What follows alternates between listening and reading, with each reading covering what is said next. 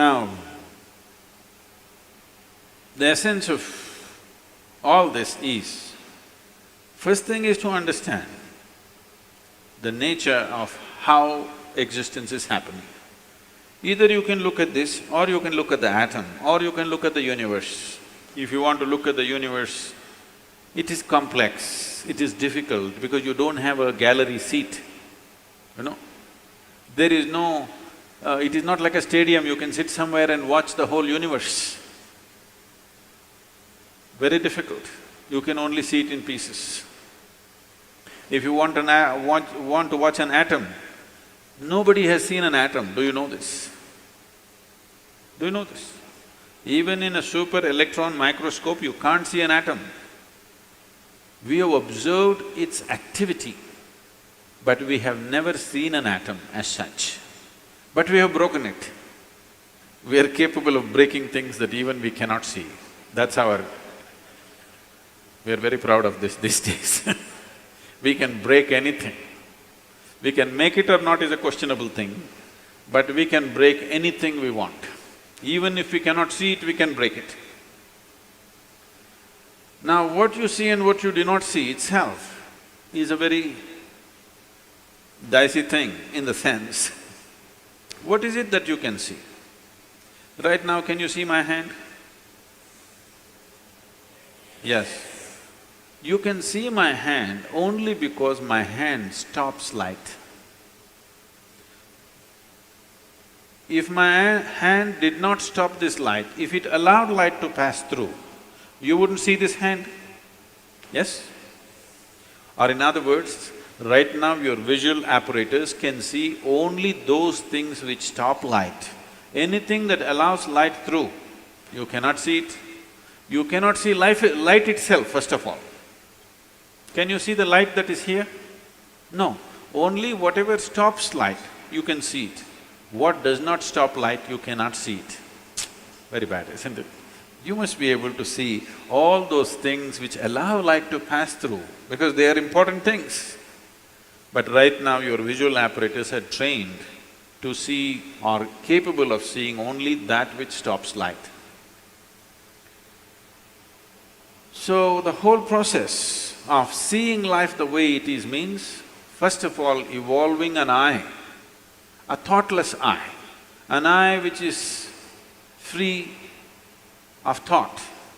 When I say free of thought, it is free from the taint of memory. Right now, these two eyes are heavily loaded with memory. So you can see this. If you see a group of people like this, if you just casually look like this, if among these hundreds of people, if there is one face that you're familiar with, you will see suddenly that face sticks out. Have you noticed this? Have you noticed this? You're going in a street, there are 100 people standing there. Your friend is among that. If you look here, just this friend's face is more clear than the rest of the faces, because this eye works with memory. The more memory you have, the better it sees. No memory, it cannot see. Memory means an accumulated past. Memory means information. Memory means that which does not exist but acts out as if it does. Memories are more real than reality, isn't it so? Yes or no? So I want you to understand, everything in your life is run by memory. Not just your computer stick, everything in your life. When I say memory, not just what you carry here, your very body is a body of memory. Why? If you eat a banana, it becomes a masculine body, and if she eats a banana, it becomes a feminine body, is simply because of the memory that it contains, isn't it? The information that is stored in this body and that body is different. Same banana, it becomes a man, same banana, it becomes a woman. Yes or no? Huh? Are you eating different types of bananas? Same thing, same food if you eat, it is becoming one way. In one person it is becoming dark skin, in another person it's becoming fair skin. How? The memory that you carry. Do you remember your great-great-great-great-great-grandfather? You don't. But his nose is sitting on your face. Your body remembers, isn't it? You may not have no idea who it was, but your body remembers even today. 1,000,000 years ago, how your forefathers were, still it remembers, isn't it? So what you call as my body is just a body of memory. And eyes are loaded with memory. An eye which is loaded with memory, an eye which is corrupted with memory, cannot see anything the way it is. It will only see things as it is convenient because the software is working from inside. It will not allow you to see anything the way it is. This is what traditionally we are referring to as karma. It is there in your body, it is there in your energies, it is there in the way your chemical reactions happen, it is there in your brain, it is there in your mind, it is there in everything. In the very physical energy that you carry, there is memory, because you will see each person's energies behave differently from the other, simply because of the type of memory it carries. If you want to get rid of this, it's a long process, and if you get rid of this, dismantling of the personality and the body will happen. So another way is to create a distance from it. Just hold it little away. When you want to play with it, you play with it. When you want to switch it off, you must be able to switch it off.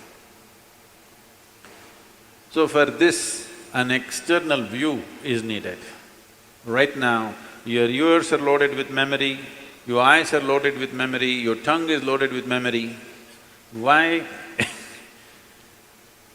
If you are born in Karnataka, if you go to North India, food doesn't taste good, is because the tongue is loaded with memory.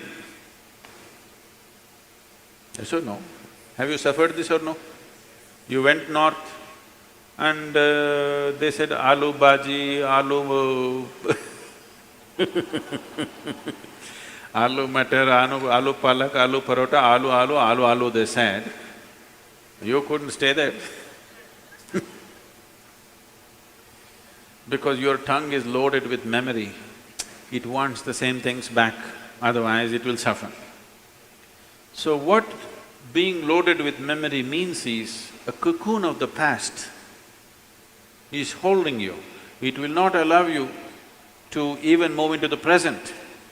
A cocoon of the past holds you, and you allow it to do this because it feels safe. It creates a cocoon.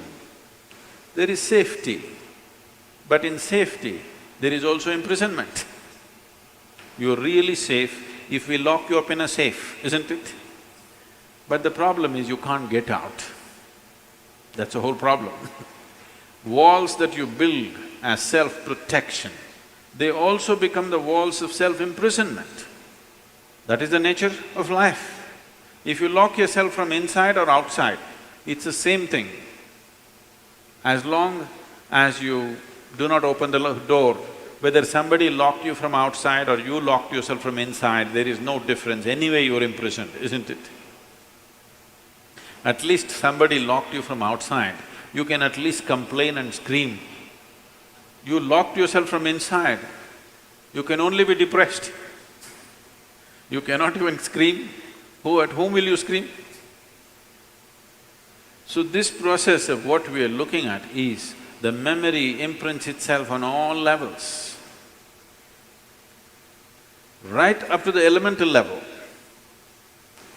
From the 5 elements which function here, from just after that, memory's work starts. So when we utter the word karma, it is not one simple formula, or it's not, people are saying theory of karma. We are not talking about any theory. We are referring to a certain reality. Karma means memory, action and memory. Past action exists only in the form of memory, isn't it so? Yes? Memory, not just what you carry here, every cell in the body carries its own memory. Why one atom behaves differently from another atom? Though the same ingredients is, it has a memory. A hydrogen atom has one kind of memory, oxygen atom has another kind of memory. Unless you mix them up, they will continue to behave like that. It is in a small circle, you are in a little larger circle, the universe is in a much larger circle, but the same memory rules all of it. So when we said karma, we are not talking about some concept or philosophy, we are referring to a certain reality which is finding manifestation as who you are. The very shape of your body is because of memory. If a bird eats a mango, it becomes a bird.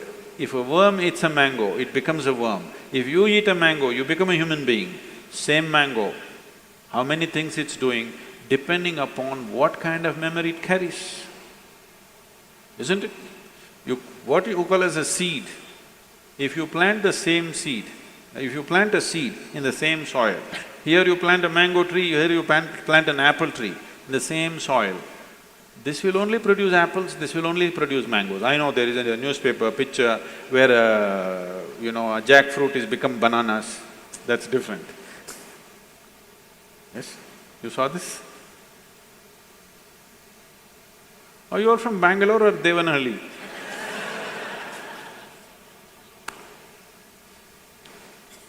No, you didn't see this. A bunch of bananas are coming out of a jackfruit for some reason. And that's a freak. And that's happened because of some mix-up. We don't know who did the mix-up. But essentially, if you… in the same soil, if you plant an apple seed and a mango seed, this will only produce apples, this will only produce mangoes, because seed is a certain amount of memory, isn't it? Whether it is a seed of a plant or your father's seed which enters your mother's womb, it is just memory and memory and memory, isn't it so? This is karma, and this goes right back, right up to the elemental level, everything is memory. Only the pure element is free from memory. So the idea, when we're starting off Bhutesha, because that's the most important thing, that he mastered the elements, that's why we bow down to him, because he mastered the elements, he has an eye which has no memory, a taintless eye which sees everything just the way it is. So yoga essentially means developing an eye which is not contaminated by memory, which simply sees. It does not see things the way your memory perverts it, it simply sees everything the way it is. This eye will see those things which do not stop light. Right now, these two eyes can only see what stops light. If you start seeing something that does not stop light, that means another dimension of the eye is beginning to function.